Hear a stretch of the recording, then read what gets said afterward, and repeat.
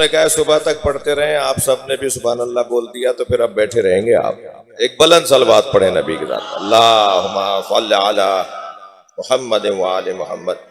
بھائی فضائل کا ایک منفرد عنوان اسے کہا جا سکتا ہے کہ اگر علی نہ ہو، اگر علی نہ ہوتے تو کعبے کے لیے سجدہ گزار نہ ہوتا، اگر علی نہ ہوتے تو قرآن میں نقطہ نہ ہوتا، اور خلاصہ کر دیا اگر علی نہ ہوتے تو اسلام ہی نہ ہوتا. اور پھر ایک بہت بڑے نام نے تو کہا لولا علی لگا لہلک عمر، اگر علی نہ ہوتے تو عمر ہلاک ہو گیا. اور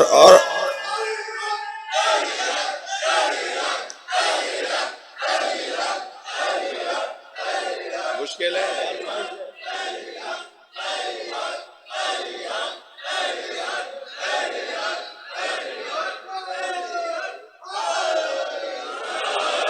سرکار فرما رہے ہیں لولا علی لما کانت لفاطمۃ کف علی وجہ الارض، اگر علی نہ ہوتے تو فاطمہ کا اس پوری زمین پر کوئی شوہر ہی نہ. آدم فمن دونہ، آدم اور آدم کے علاوہ.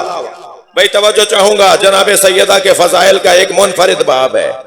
اگر علی نہ ہوتے تو فاطمہ کا کوئی شوہر نہ ہوتا، آدم اور آدم کے علاوہ. میں نے اس فرمان کی شرح میں جو علماء کرام، جو اساتذہ نے کچھ لکھا ہے، انہیں پڑھا تو ایک عجیب ماحول اور عجیب ایک منظر بنتا نظر آیا. کیوں آدم علیہ السلام کا معصوم نے نام لیا، حضرت ابراہیم کا کیوں نہیں لیا؟ یہ کیوں نہیں فرمایا کہ اگر علی نہ ہوتے تو ابراہیم اور ابراہیم کے علاوہ کوئی فاطمہ کا شوہر نہ ہوتا، اس پوری زمین پر کوئی فاطمہ کا شوہر ہونے کے مقام ہی نہیں رکھتا، منزلت ہی نہیں رکھتا. حضرت نے آدم علیہ السلام اور آدم علیہ السلام کے علاوہ بول کر اول اور آخر کو بیان کیا ہے. بڑی عنایت آپ کی توجہات ہیں. یعنی اول سے لے کر آخر تک، آدم سے لے کر قیامت تک کوئی ایسا وجود ہی نہیں ہے جو فاطمہ کے برابر آ سکے. کوئی اس قابل ہی نہیں ہے کہ جو فاطمہ کے برابر آ سکے. یہ کوئی کم بات نہیں ہے. جناب معصومہ کے زمانے میں ان کے برابر کوئی مرد نہیں تھا، بی بی کی شادی نہیں ہوئی. جناب مریم کے زمانے میں ان کے برابر کا کوئی مرد نہیں تھا، جناب مریم کی شادی نہیں ہوئی.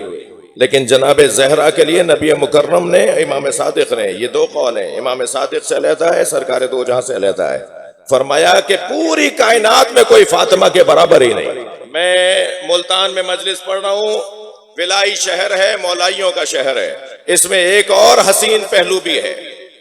آدم فمن دونہ، آدم علیہ السلام کسی بھی آدمی خاتون سے شادی نہیں کر سکتے، اس لیے کہ دادا ہیں. دادا پوتی، پوتی دادا پر حرام. جب دادا اور پوتی میں شادی نہیں ہو سکتی تو معصوم نے نام کیوں لیا؟ توجہ چاہوں گا، شاید میری بات پہنچ گئی ہے. جب حضرت آدم سے پوتی کا عقد ہو ہی نہیں سکتا، دادا سے پوتی کا عقد ہو ہی نہیں سکتا، جبھی تو حضرت آدم کے لیے علیحدہ سے خاتون کو، علیحدہ سے ایک وجود کو خلق کیا گیا. حضرت آدم کے لیے، حضرت آدم کی اولاد سے تو ان کی زوجہ ہی نہیں ہو سکتی. اولاد تو حرام ہے نا اجداد کے اوپر. تو جناب زہرا کے نام کے ساتھ نبی نے کیوں حضرت آدم کا نام لیا؟ ایک بہت عجیب سا منظر بنے گا اگر آپ کی توجہ ہو جائے.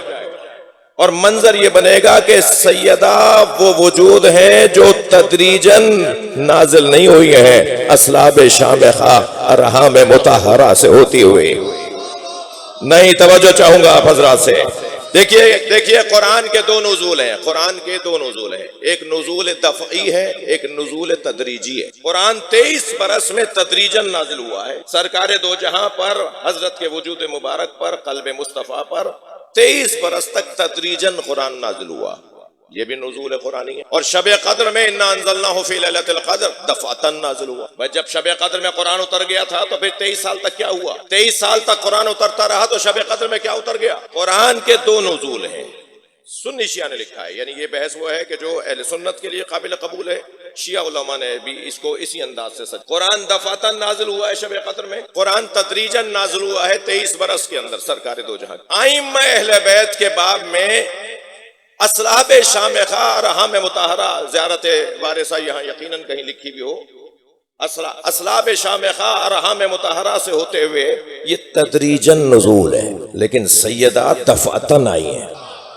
سیدہ اسلاب شامخہ سے ہوتی ہوئی نہیں آئی ہیں، بلکہ نبی مکرم کو جنت کا وہ پھل لا کر کھلایا گیا جو اس درخت میں لگا تھا جس درخت کو شجرہ طوبہ کہا جاتا ہے۔ اور حدیث کہتی ہے الذی غرس اللہ بیدہ، وہ درخت شجرہ طوبہ جسے اللہ نے اپنے ہاتھوں سے خود لگایا تھا، اس درخت میں ایک ہی پھل نکلا جسے نور فاطمہ کہا جاتا ہے۔ اور جبریل امی وہ پھل لے کر آئے، سرکار دو جہاں کو دیا، سرکار نے اسے دو نیم کیا، اس میں سے نور نکلنے لگا۔ پوچھا جبریل یہ نور کیسا ہے؟ فرمایا نور فاطمہ ہے۔ سیدہ کا نور نبی مکرم نے ایک جنت کے پھل کی صورت میں اپنے وجود میں اتارا، اسے کہتے ہیں نزول دفعی۔ دفعتاً سرکار دو جہاں کے وجود پر اللہ نے نور سیدہ کو اتارا ہے، اور جب نور سیدہ سرکار دو جہاں کے وجود مبارک میں اتر گیا تو پھر ایک فرماتے ہیں مجھے ایک سنگینی محسوس ہونے لگی، اور حکم آیا کہ ختیجہ کے قریب جائیں تاکہ نور سیدہ منتقل ہو جائے۔ اور نور سیدہ جب منتقل ہوا تو سیدہ کے پاس نور سیدہ کے پاس سیدہ ختیجہ کے پاس نور سیدہ ایسے نہیں رہا جیسے ہمارے ہاں ہوتا ہے۔ خبردار، اپنے آپ سے مقایسہ کرنے والا وہ مسلمان نہیں شیطان کہلاتا ہے۔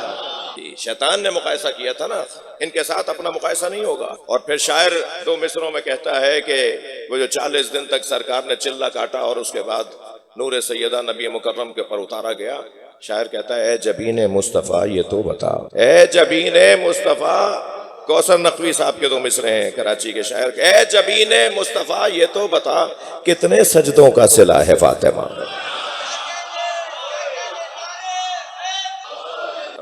لولا علی لما کانت لفاطمہ کفء علی وجہ الارض، اگر علی نہ ہوتے تو فاطمہ کے کوئی برابر۔ دنیا میں جوڑے بنائے جاتے ہیں برابری کی بنیاد پر، غلط ہے، کوئی برابری کی بنیاد پہ جوڑا نہیں، صرف ایک جوڑا بنا ہے برابری کی بنیاد۔ مولانا فلاں کی بیٹی فلاں کا بیٹا دونوں اتنے پڑھے ہوئے ہیں، دونوں خاندانی ہیں، دونوں مالی اعتبار سے مضبوط ہیں، یہ برابری نہیں ہوتی۔ دنیا کی کوئی بیوی اپنے شوہر کے برابر نہیں ہے۔ قربان جائیں جناب خدیجہ کی جوتیوں پر، جب جناب ختیجہ نبی کے برابر نہیں ہے تو پھر کون دنیا کی خاتون ہوگی جو اپنے شوہر کے برابر ہوگی؟ صرف ایک ہی جوڑا ہے جو برابری کی بنیاد پر بنا ہے، وہ علی و بطول کا جوڑا ہے۔ پھر ہمارے یہاں کہا جاتا ہے محاورتاً کہ جوڑے آسمانوں پر بنتے ہیں۔ ارے بھائی بہت اچھا رشتہ ہو گیا فلاں کی بیٹی کا فلاں کے بیٹے، جوڑے تو آسمانوں پر بنتے ہیں۔ بھائی جوڑے آسمانوں پر بنتے ہیں تو زمین پہ ٹوٹتے کیوں ہیں؟ اللہ کا بنایا ہوا تو ٹوٹتا نہیں ہے۔ اس کا مطلب یہ ہے کہ جوڑے آسمانوں پر نہیں بنتے، جوڑا آسمان پر بنا ہے، اور وہ سیدہ کا جوڑا ہے مولا علی کے ساتھ، واحد جوڑا ہے جسے اللہ نے آسمان پہ طے کیا ہے۔